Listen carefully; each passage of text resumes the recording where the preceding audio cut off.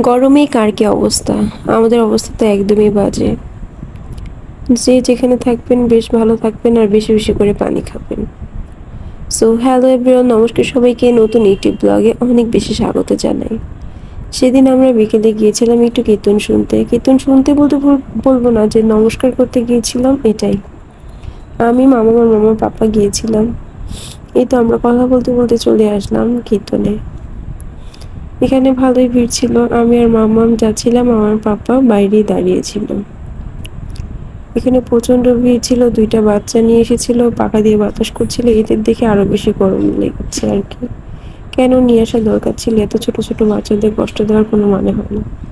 তারপর আমি আর মাম্মাম, মামার পাপা চলে গেলাম একটু আর কি রেস্টুরেন্টে। টেস্টি পেস্ট্রি নামে একটা রেস্টুরেন্ট ছিল পাশেই, সেখানে আর কি গেলাম। মামাম তো এখানে ঘোড়া দেখে বসবে, একটু বসিয়ে দিলাম। এখানে একটা বেবি ছিল, ওর সাথে আর কি বেবি বলছিল, বেবি ওর দিকে তাকিয়েছিল।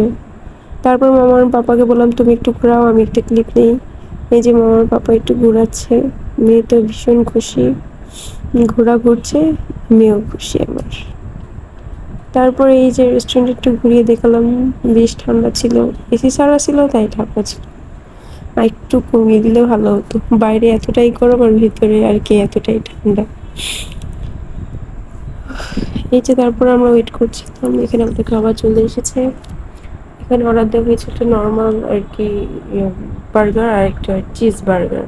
আর মামাম এখানে চামচ দিয়ে সস খাচ্ছে, যে স্বাদ লাগে ওর কে জানে। সস খাচ্ছে তো এখানে। তারপর মামা বাবা বিল দিচ্ছিল আর আমি একটু ঘুরলাম, এখানে বেশ ঠান্ডা লাগছিল। আর মামাম যাওয়ার আগে আরেকটু ঘুরবে, তাই ওকে বসিয়ে দিলাম। আজকের ভিডিওটা এই পর্যন্তই। ভালো লাগলে একটা লাইক দিয়ে পাশে থাকবেন। Thanks for watching. আর গরমে নিজের যত্ন তো অবশ্যই নেবেন, বেশি বেশি করে পানি খাবেন আর সুস্থ থাকবেন। ধন্যবাদ সবাইকে।